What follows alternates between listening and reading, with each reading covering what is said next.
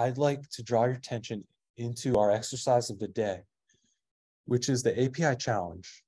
Let's take a look in here. This will help us work with APIs, specifically this AlphaVantage API. All right, so I guess before we get into the details of this challenge, we'll just take a high-level tour and see what it's about. I'd encourage everyone to make your own copy of this, and I'll do the same, of our unemployment challenge. We can do the work in our copy. All right, what's this challenge about? I guess as a prereq, we'll have to obtain some kind of API key for the AlphaVantage service. We just talked about that, and I'm providing you with those premium keys. Great. Now, what are the instructions here? I guess we're asked to go read those docs that we were just looking at, find the endpoint for requesting some unemployment data. Basically, we're going to create an unemployment data dashboard here to show us the real life unemployment rates over time. So we'll find where we'll get the data from. We'll make an example request in the browser to make sure that the data we want is there and start visually inspecting it. Then we will move into doing that in Python, and we'll process the data to answer the questions. Similar in scope to our drinks challenge that we just did. So what we'll notice here is that the unemployment endpoint will give us an opportunity to either request data in JSON format or CSV format.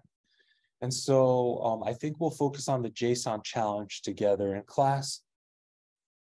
But we'll hope to cover both of these just to give you practice on either requesting JSON formatted data or CSV formatted data. So we'll answer these questions first off using the JSON data, and then maybe we'll get to the CSV data as an alternative. So the questions that we're going to try to answer, I guess, are what is the most recent unemployment rate? This is for US data.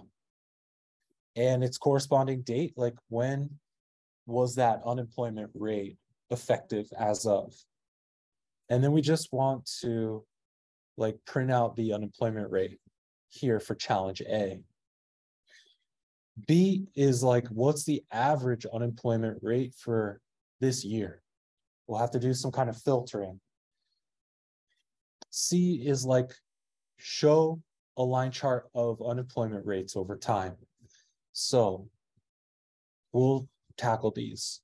But first, we're going to have to get this unemployment data. So we'll need to make a request to the AlphaVantage URL. Let's see first, where we need to request, what URL we'll use to get this unemployment data. So let's check out this AlphaVantage API docs again. And on the left, we see a number of different endpoints. In other words, different URLs that will give us different data. So I guess there's some endpoints related to stock data. We want unemployment data, so maybe we'll keep looking. News and sentiments, that could be cool, but not what we're looking for. Cash flow, balance sheet, whoa, maybe only if you're a finance major would you care about some of this stuff, but it's good to know that their data is here. Foreign exchange rates, whoa, so much data here. Cryptocurrency prices. All right, but where's this unemployment data? Commodities. Here we go. Finally, under economic indicators, unemployment rate. Whoa. So this API is providing so many potential different data to us, depending on what our objectives are. And that goes with other APIs as well, like Twitter or Spotify. Maybe we can create a tweet or search for tweets or create a playlist or something like that. There's different things that we could do. Okay, so we found the unemployment rate docs. So The process when we're working with APIs is like the same. It's like, first we find out, well, what capabilities does this API have? We have to like read the docs and learn, well, what endpoints are there? If we want to request data from one of them, what is the URL that we'll need to request data from? And what parameters could we use to customize that request?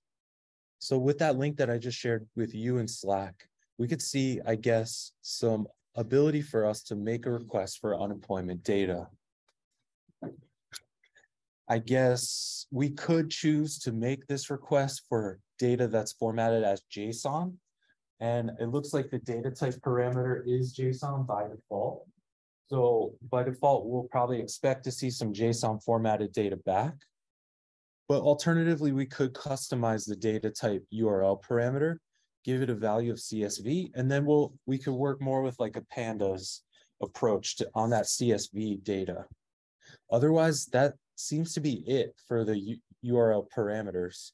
I think last class we took a look at one of these stock data endpoints, and we saw that when we're trying to fetch stock data from a different endpoint from this API, one of the parameters that it allows us to customize is like the symbol. And so we could pass a different company name as a symbol parameter to get data about different companies. But I guess for this unemployment endpoint, these are the only parameters that we have to work with. So I guess we could just try to get this data. And I guess, let me ask you, what's our next step probably before we go coding?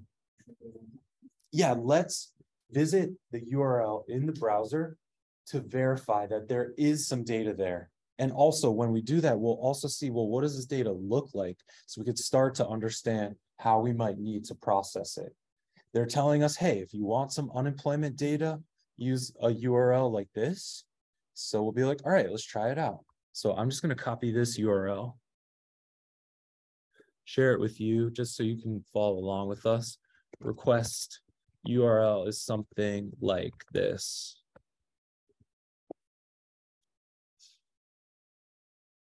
So when we request this data in the browser, all right, hey, I hope that this structure looks a little less intimidating than the stock data, that crazy stock data JSON structure we saw the other day.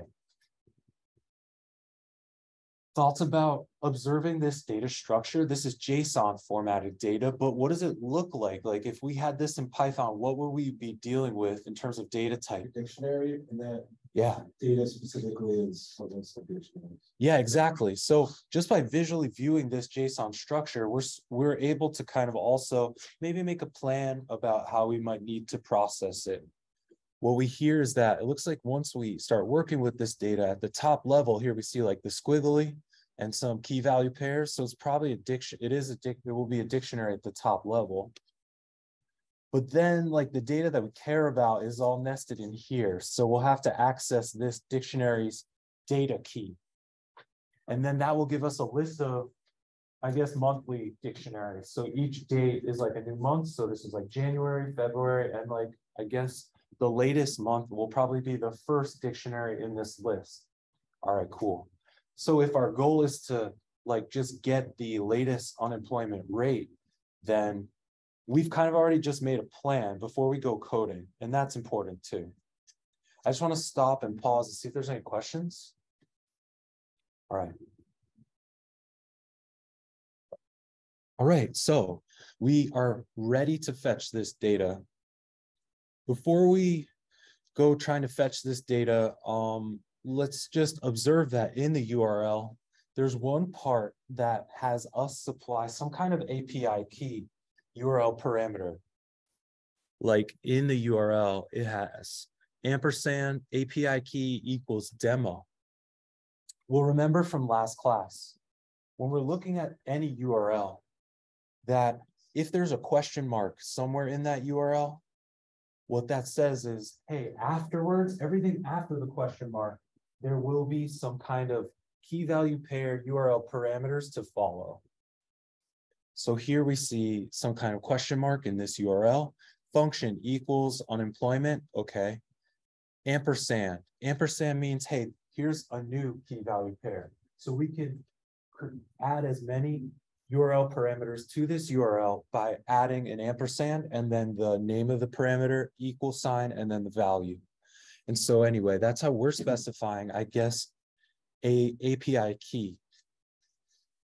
And so when we make a few requests for this data in the browser, it, I guess, may not kick us out, but at some point, using this demo API key may be problematic, and we may need to, especially for other endpoints like the premium endpoints provided by this API, we might need a premium API key. And so that's our secret credential that says, hey, it's us who's making this request, so give us all your best data, I guess. Although this premium key might not be necessary for the unemployment data, what I'd like you to get in the habit of doing is actually securely handling these secret credentials. So when we make a request in the notebook, we're going to use not the demo API key, but our own secret credential. And we'll do this together to show you the process of how you need to do this to secure your secret credentials. We want to treat them like secret passwords. So let's get into this. In the API challenge notebook, I guess there's some instructions and going over some of the stuff we just went over. And then there's some challenges. Basically, what is the most recent unemployment rate? That's our first question. So let's focus on that. In order to answer this question, we're going to have to make a request first. And we know that our request URL, if we just copy it from the docs or the URL that we visited in the browser, our request URL is going to look something like this.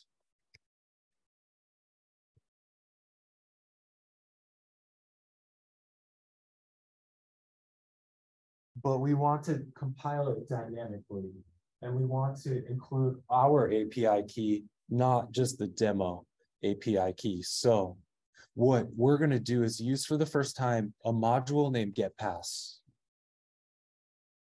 You can think of this getpass module as providing us with a function called getpass, which works exactly or very similarly to the input function.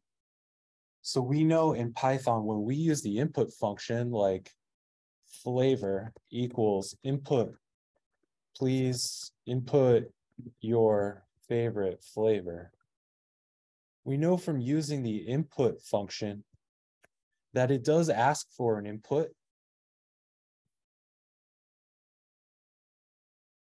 But when we use the input function, once we type in our favorite flavor, like vanilla, that value is actually being exposed here. So if we were to try to provide like a secret password, that value would be exposed in the notebook. And so we couldn't then like share the notebook results with someone, even just for viewing purposes, because they see our secret password in there. So that's why I recommend that we use an alternative approach. It's very similar. Instead of using the input function, we'll use just a secure version of it called getpass. And this function actually comes from a module called getpass. So as some kind of boilerplate, whenever you need to handle API keys and secret credentials, we'll use the getpass function instead of the input function to ask for that API key. Let's run this setup cell that asks for this API key securely. So like the input function, we are asked to provide an input, and I will paste that API key here.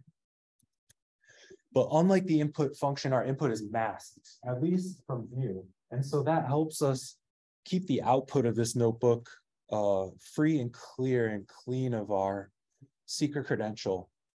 Also, what you notice we did not do was hard code the API key. That is a worst thing you could do. Like API key equals some kind of secret password. If we share our notebook with someone else and it has your actual password hard coded in it, now you've just given up your account access to anyone. So if this was like your Gmail password, now anyone could hack your Gmail, and we don't want that. So we need to treat these secret passwords securely, which also, I guess, means that although we'll use this API key we'll try not to print it out. Or if we print it out, we'll just do so temporarily and then make sure that our final notebook doesn't have any printed version of this variable. All right. Thoughts or questions about getpass? All right. Now, once we have the API key, I'll just print it out very temporarily here, like print API key. Heads up, sometimes you'll see me and other people use all capital letters in the variable name. This, in other languages, this means something specific, like this is a constant, a variable whose value will not change. In Python, there isn't a specific part of the language that differentiates normal variables from constants, but as a convention, you might see people use all capital letters in variable names, which they expect to not change, like this API key. All right, great. So anyway, we have this API key value, but now what we want to do is compile our request URL in a dynamic way that uses this API key variable instead of just the word demo at the end. Instead of hard coding this request URL, how can we dynamically compile it using the API key variable? I'd love a volunteer. Yep.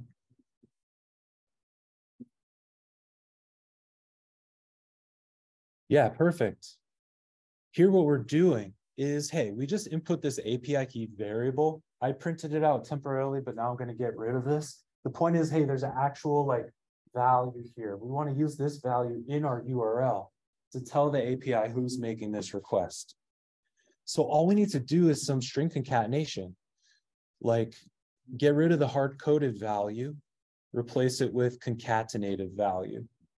Still, we have this equal sign in here. So you have to like very surgically take out the demo word and kind of replace it with this dynamic reference. And we could temporarily also print the request URL, but since it will contain the API key, this is something we'll just print temporarily and we'll get rid of this as well.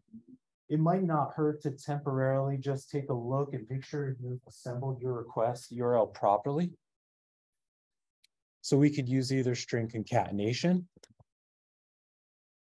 or format string, and they're all good. All these options will work.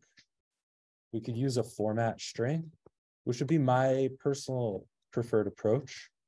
So for the format string, we can just use curlies and put the variable right inside the string. But if we do, the string needs to start with the letter F. And that's what makes us able to inject that API key variable into that string. And we see it's the same kind of thing. So anyway, I'm going to share this with you in Slack. We have some options here about how to compile that URL. And now we could also just demo, hey, can we click this and visit this in the browser? Does it still work? That's probably all things that are reasonable to do. Although now I'm going to stop printing this. Does it still work? Okay, great. We compiled this URL programmatically. We still see the data. Cool. All right, now is where we could just leverage the way of requesting JSON data that we've been practicing and request JSON data the same way that we have been doing, but using this specific URL.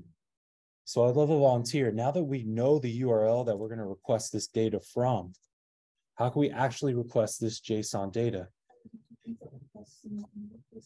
Yeah, we need the request package, which is already installed. We also need the JSON module. Again, if you want to just copy and paste like this code block somewhere in your notes so you have it, the process is going to be the same every time. Yep, keep going.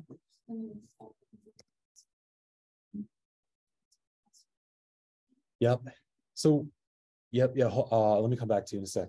So we're using the request package, using the get function that it provides, and that allows us to make an HTTP GET request. We talked about HTTP when we were talking about fetching data from the internet, HTTP being the protocol that we're using to fetch the data.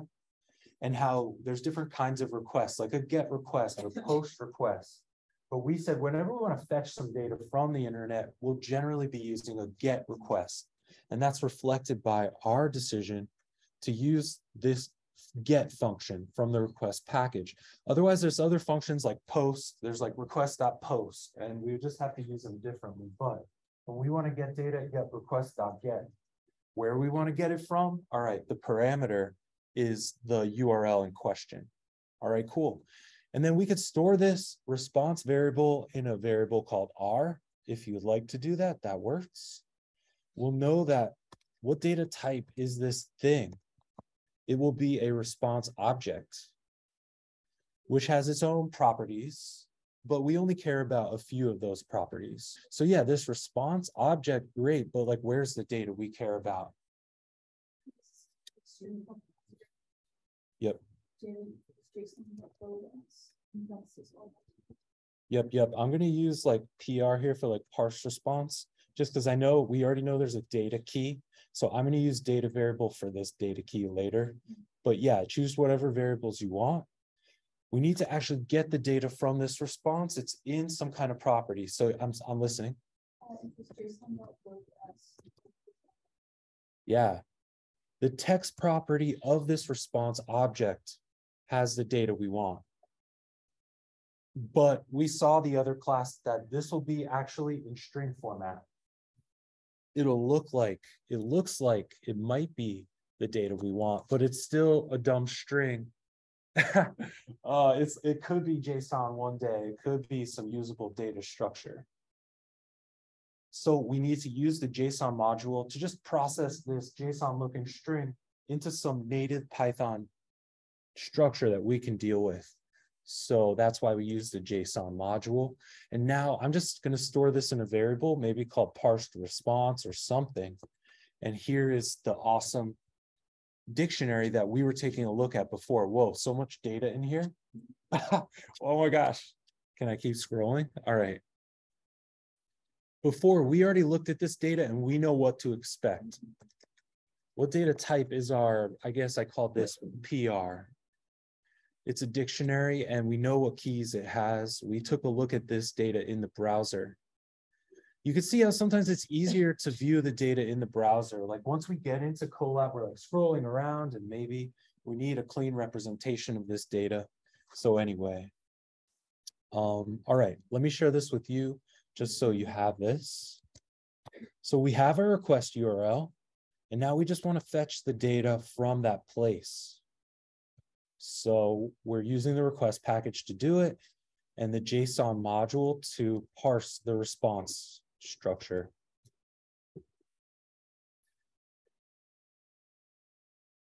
Cool. Now we have this PR variable. I would like to just take, we already looked at the data structure and we said we want to like isolate this list of dictionaries in here.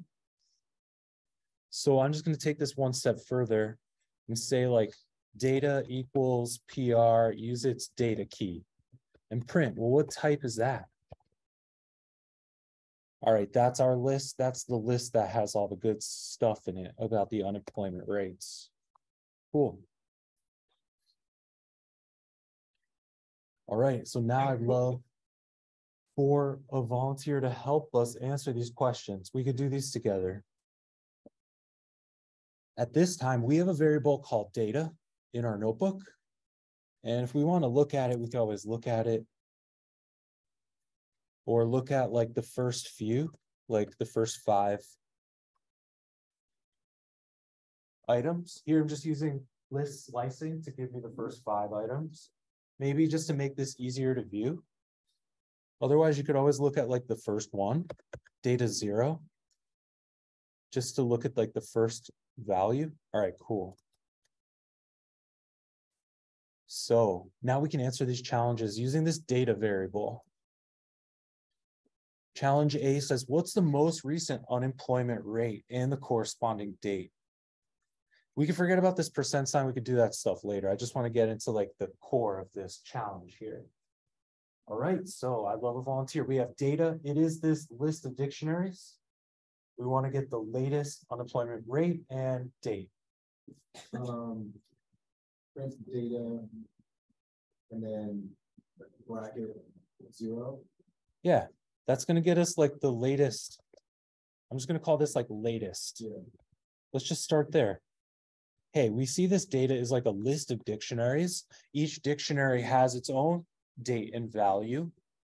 We observe and assume that the latest or the first item in this list has the latest value. Although to be safe, we could sort this list of dictionaries on the basis of date descending.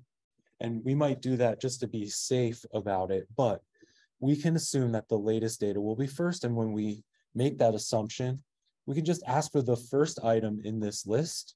I'm storing it in a variable called latest. And so great, that gives us our dictionary. And now if we wanted to like answer this question a little more specifically, we could say like print the latest date is something, and then print the latest rate is something. So what will we use for these in each of these slots? Yeah, here we have the variable called latest is this dictionary. So we'll use latest, and that's a dictionary. We'll ask for its date key, and then we'll do the same with the rate. I guess this key is called value. So we'll say like the latest value, and that's it. Maybe we could like format the value as percent sign, but I'll leave you to do that later. All right, cool. So did we give data? Did we share that with you? Yeah, great. Now, really, the rest of these challenges are just about working with this data variable. Hey, do you know how to take the first item in a list? Okay, that'll help us with challenge A. Challenge B says, what's the average unemployment rate for all the months? I think this will be great practice for you to work with JSON data. But why don't we try this together?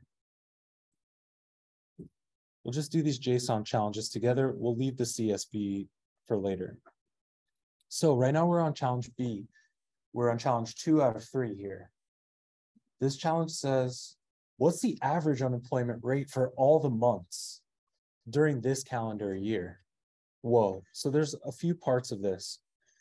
I guess like we want the average rate, which means we need to maybe pick out all the rates, but only the rates during this calendar year. So maybe we can handle this in multiple steps. Does anyone have an idea about a strategy we could use? To answer this question, you don't need to talk in code. Let's talk about strategy first. Let's think about this data structure that we're working with. In this data dictionary, we have a list of dictionaries. Each has a date and a value. We saw the values have like these rates that we want. So I guess if we're asked for the average one, what could we do to get the average of all of these values?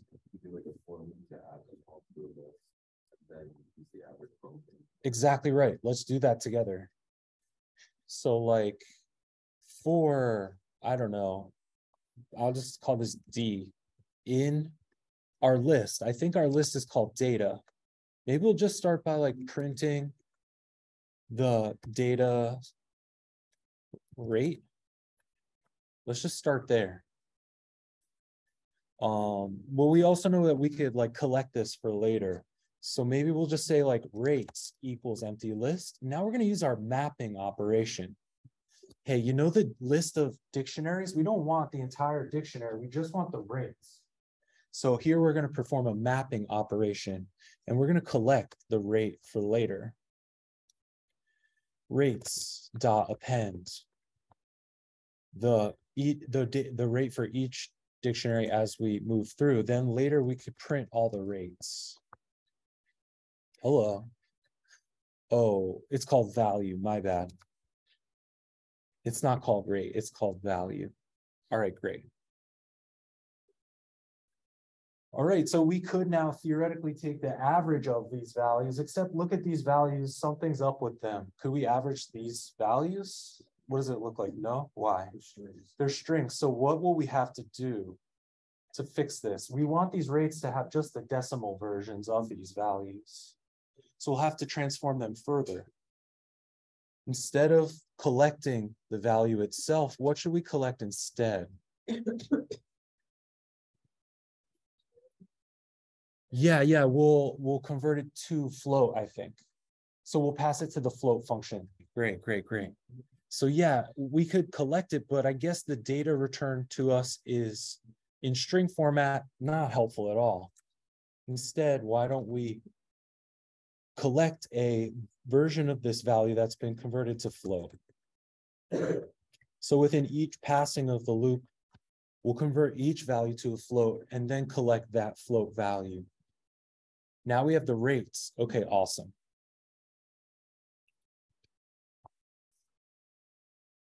And we can always take the average of these, I guess,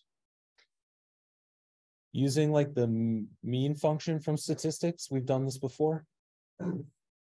So we could say like from statistics module, import the mean function. And we know, because we've done this before, that we can just run all these list of numbers through the mean function. So I'm going to take this list of rates and just pass it through the mean function. And that's going to give us the average rate. Cool. We've done most of this. And I encourage you to work in an iterative way. So even if you get here first, that's really good progress. We've done a lot of the parts of this challenge. First, we collected just the rates. We saw that there were strings, so we iterated on that. We collected the float version of the rates. Why did we do that? It's because kind of like working backwards, we know that we could use the mean function to get the average. That's what the question asks about. But if we want to use the mean function, we need a list of those numeric values to pass into it. That's why we worked backwards and used a mapping operation to assemble just this list of the unemployment rates. And now we could pass that into the mean function. So we worked there, and there's a lot of parts of that, but just one step at a time, we got to almost answering the question. But this question says, we don't want the average of all unemployment rates forever. We want the average unemployment rate only for the months during this calendar year. Okay. So instead of collecting all of these rates, maybe we only want to conditionally collect the unemployment rate if the date was in this year. So here's where we'll actually introduce a filtering operation. We want the unemployment rates, but not all of them. Remember, when we do a filter operation, we select just a subset of these items, only the ones that match some logical condition. So we know that in our data, in each dictionary, it has a key of value, but it also has a key of date. So we have access to the date part of this dictionary as well as we're looping through. Does anyone think of a strategy we could use for our filter condition? Hey, we only want to collect these if the date is matching some condition. Yeah, exactly right. I love that approach. I'm just going to comment out this other stuff before I share it with you. So here we'll want to do a condition. If some condition is true, then and only then will we want to collect the unemployment rate. And so you said, could you repeat that?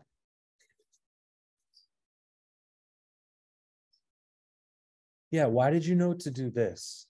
Here we're using string inclusion. I was just thinking, just if you're yeah, if we weren't sure that this approach would work, and here we're like in the context of a loop, maybe it's complicated to work in here. Why don't we try this? Do a quick test with the data from above. Like before we were looking at the latest rate and the latest date. So here, like the latest date, why don't we try with this latest date? I guess by looking at this value, we see it's a string. So we could do string inclusion and we could say like, is 2023, that substring, is it included in the latest date? And the answer is true. So this is what is forming the basis for our filter condition. We're doing substring checking. Alternatively, there would be a way to like convert this date string to an actual date time value and then ask for its year. But I think this substring inclusion check is very simple. So with that filter condition in place, now I guess we should print the number of items we collect as well. Wait, what's the month? April, January, February? I guess March hasn't posted yet because we're still in like April 3rd. Okay. So yeah, I guess it is working. We have 2 months worth of data, 2 rates, 3.6 and 3.4. So now when we average them, we'll see the average is 3.5, and that gets us to the answer. All right. I'll share this in Slack now. Thanks for those volunteers, even the ones I didn't get to, for helping us arrive at these answers. I think questions like this are kind of fun, and I hope that you might see them as like a fun challenge as well. Okay. We have 25 minutes left. Let's close out this exercise by finishing challenge C, which has us remember what we were doing with data viz. Does anyone remember when we made charts? Whoa, that was so long ago. What package did we use to make charts? Does anyone remember? Yeah, I think Plotly Express is a good one to use. And so here we want to make a line chart of the unemployment rates over time. So we'll use the Plotly Express package, import plotly.express as px. That's like the convention we could use here. And when we were dealing with this Plotly Express package, we saw that it provides us with a number of different types of charting functions. And depending on which chart we want to make, we'll just choose the charting function that is matching. So here we want to make a line chart of the unemployment rates over time. So we'll need to use Plotly Express line chart function. So we can always, if we forgot how to do this, we can always maybe just remember, oh, we were using Plotly Express to make data viz. It gave us some kind of function. Let's go look that up, find the docs to it. So we'll be using this line chart function. And we could consult the docs or also remember how it works. Does anyone remember how this works? We want to make a line chart of essentially all the rates that we got. So I might restore this rates, do it a little differently here. I guess we had we did a filter condition. Maybe I'll just update this slightly and say like, for example, instead we could do like, we could do all rates separately. Like we could say like all rates and then, or just like this year rates. So we could treat these separately. Like we could always just ask for all the rates. What I'm going to do is just do this over again, and I'll just use a list comprehension just to make it easier. Otherwise, you could update the loop that we just did, maybe to use 2 different lists, like one list of all rates that we're going to use now for charting, and the other just for the rates from this year that we'll use to answer that last question. Anyway, to get all the rates, we can pack this up in a one-liner, like rates equals float version of our dictionary's value for each dictionary in our list of data. That would be equivalent to what we were doing before. We can print, well, how many rates do we have?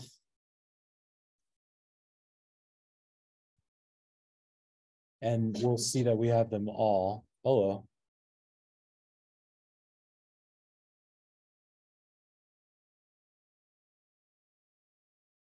All right, there's 902 months. Wow. All right, so let's plot these now. Here I just did a one-liner to just do the same thing we were doing before. Mapping our data, our dictionaries, just getting the values, converting them to floats, storing them in a list. Now we have 902 rates. So anyway, now we have this list of numbers that we could chart. So we can return to using Plotly Express and the line chart function. Does anyone remember how we'll do this? If we have a list of numbers that we want to chart, how can we use the line chart function from Plotly Express?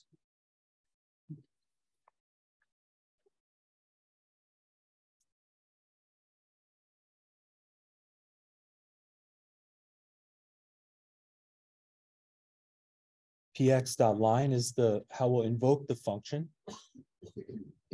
And we have on the x-axis, I guess, we might need dates. Like x equals a list of dates, and then y equals a list of rates. I don't know, I think I'm just working backwards here. Like if dates was a list of like 2021, 01, 01, 2021, 01, 02, 2021, 01, 03, or I guess we're dealing with months here, so these dates would be different. But anyway, if we have like a list of dates and a list of rates, this is an approach that we could use to create that line chart function. Maybe also giving it a title equals like unemployment rates over time. So, all right, we're just remembering from our database days, I guess, oh, we could use this Plotly Express line chart function. How do we use it? Oh, we just need to give it a list of values to put on the x-axis and a list of values to put on the y-axis. So here I'm working backwards, starting with a dummy set of dates and rates. But now what we could do is work incrementally, comment out these dates and rates. And instead, maybe we could use some kind of mapping approach, whether you want to do it the long way or in two different list comprehensions. Either way is fine. And here, instead of mapping the values, we'll map the dates. And then now that will get us our unemployment rates over time. Cool.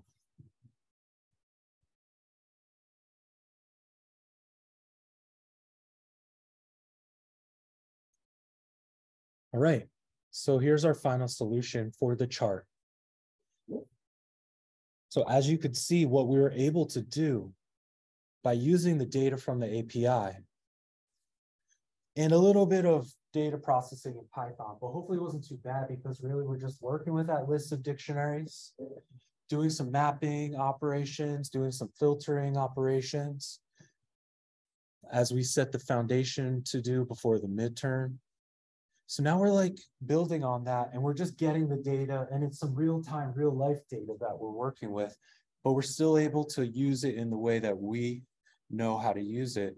And now we're able to create like a real-life dashboard like this for some real practical purpose. Like, hey, show us the unemployment rates over time. So as a final kind of note on this exercise, what can we learn from this chart about the actual unemployment data and the actual unemployment rate in the US over the past 70 years? What does it look like? I don't know. Let's talk about the results just for a sec. How can we interpret this chart, which is right? Any notable items? Yeah, it is somewhat cyclical. Sometimes it goes up, sometimes it goes down. It kind of varies, I'd say a lot, like between this low point of like 2.6. And then you noted again, like, look at this high point right here during COVID. So we're just learning. So I guess what else we could learn is that during COVID, like that was the highest unemployment rate in the last 70 years. So I don't know, now we're just learning from this data and we could draw more conclusions from this data, but the point is, hey, we did something real life, practical, applicable. We fetched some data from an API and then we just work with it. And I had a lot of fun working with the data and working on challenges like this. Now, that was us doing the JSON challenge, requesting this data in JSON format. If you would like some practice with pandas, if you want to get into some more data science stuff in the future and you want some pandas practice, the API told us that we could use a parameter of data type equals CSV. So if we use a different URL, we could actually request the data in CSV format instead. In which case you see that CSV file just got downloaded to my computer when I made the request for the CSV formatted data. So when we request CSV formatted data, instead of seeing the JSON, instead of getting the JSON back, we'll actually have some kind of CSV file to work with. And we know that we use pandas package to process that. So alternatively, just to get you started, optionally, if you're interested on doing all these challenges again, but except using the CSV formatted data for practice, what we might start doing is assembling that request URL differently for CSV data. We're still going to use the API key, but now our URL will include ampersand data type equals CSV. And now we know we could use the read CSV method from pandas to get us a data frame version of this data. And when we fetch data in CSV format from the internet, we can just pass that URL to the read CSV function.